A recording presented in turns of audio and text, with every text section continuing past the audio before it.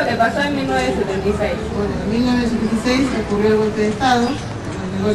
Fue un golpe cívico-militar. Yo siempre aclaro, porque no es que fueron los militares o los locos que fueron solos a tomar el poder. Hubo un apoyo cívico de la ciudadanía también que apoyó este golpe, ¿no? Nosotros siempre decimos, hola. Por ejemplo, mi papá trabajaba en una fábrica y 2 meses antes del golpe quisieron hacer un croquis detalladamente para viajar hasta la fábrica. ¿Qué colectivo tomaba? ¿Cuántas cuadras caminaba? Esos croquis fueron entregados a los militares para que después lo vayan a buscar a sus casas, porque detalladamente fueron exactamente donde vivían con Carlos, ¿no? Y esas listas las hacían los dueños de la fábrica, los jefes de personales, que fueron las que le entregaron a los militares. O sea que está claro que hubo una complicidad también económica. Esto fue un golpe económico también, que no fueron solo los militares los que trabajaron en esto. ¿Cómo fue la búsqueda de los familiares, de sus familiares? ¿Cómo fue la búsqueda? Ahí está. A una mamá. Sí, sí. Y fue inmediata. La búsqueda de, por ejemplo, hablo del caso de mi hermano, desapareció, lo llevaron a las 10 y 10 de la noche, salí enseguida y me dijeron que lo llevaban al cuartel, cosa que no fue así. Yo llegué al cuartel en el momento, me recibieron, pero no sabían nada, dijeron. O sea que la búsqueda empieza de ahí, al Ministerio del Interior, por las habeas corpus, empezamos a hacer, siempre con contestación negativa. Nunca te decían, sí, puede estar en tal lado.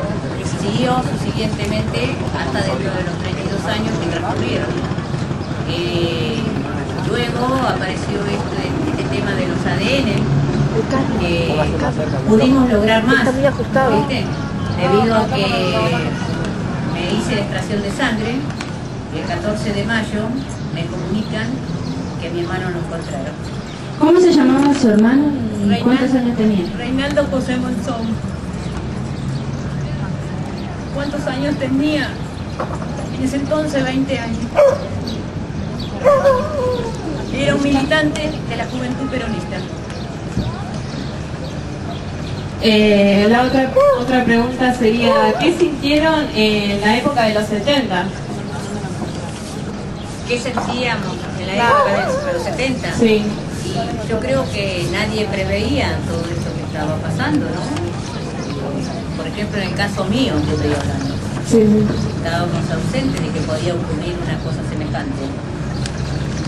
Menos en tanta cantidad de jóvenes y personas grandes. ¿Y dónde encontraron los restos? En el cementerio de Avellaneda. ¿Ahí fueron sepultados? Sí. Sepultados no, fueron introducidos en una fosa donde había varios cuerpos, creo que eran 27 donde estaba él, y se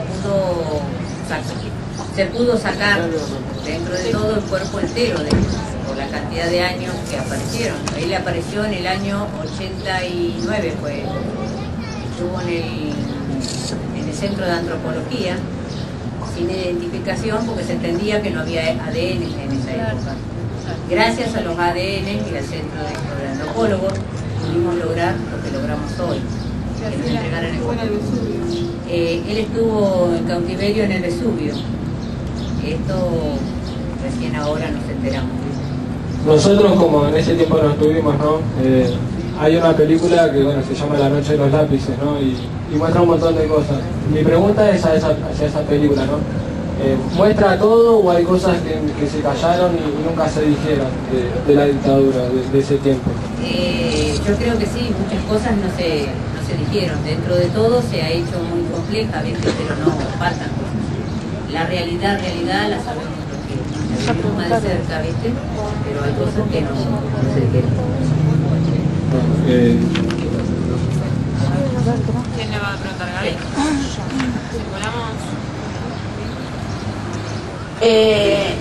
En esa época, ¿qué se sabía? en esa época que se sabía. Y mirá, en el caso, yo hablo del caso mío, de más o menos de la gente que me rodeaba, era muy poco. Sabíamos que desaparecía gente, pero no, hasta que no nos tocaba directamente no lo podíamos confirmar eso. Hola, nosotros especialmente en el 75 ya vivíamos lo que era la violencia. Mi papá era delegado gremial y tuvo 2 atentados, en uno casi lo matan, así que vivíamos una situación de violencia y de miedo. Lo que pasa que en ese momento podían caer presos, podían matarlos, pero no se hablaban todavía de las desapariciones. Cuando empiezan a desaparecer, nosotros este mes tenemos los 3 desaparecidos de Grafa que vivían en Moreno. Tenemos el homenaje que se dará en septiembre, el recordatorio. Mi papá, cuando es uno de los últimos que desaparece, ayer fue la fecha del padre de Viviana, que era el compañero de mi papá, y él, el recuerdo que yo tengo es que él venía muy preocupado y decía, esto es distinto. La última noche, la noche de despedida, que al otro día se lo lleva, dijo, esto es distinto, no lo encontramos en ningún lado, no están presos. Venía más tarde, se juntaban en grupos y salían a buscar a los compañeros y los encontraban.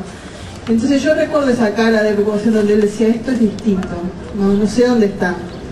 Al otro día se lo llevan a él, se lo lleva al ejército y bueno, nunca más supimos nada. O sea que nosotros vivimos también en lo que fue el 75 la violencia, ¿no? Y el recuerdo del 24 de marzo también lo tengo presente. ¿Cuál era la reacción de los vecinos y de ustedes en lo que estaba pasando?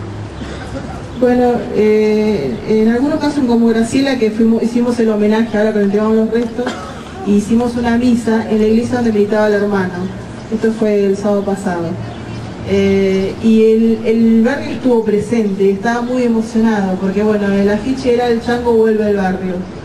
Y bueno, fuimos muchos militantes y también fue mucha gente del barrio donde estaba emocionada, donde se acercaba al cajón y se despedía.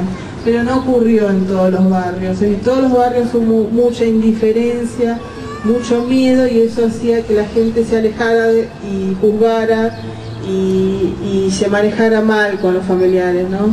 En mi caso sí, hubo mucha...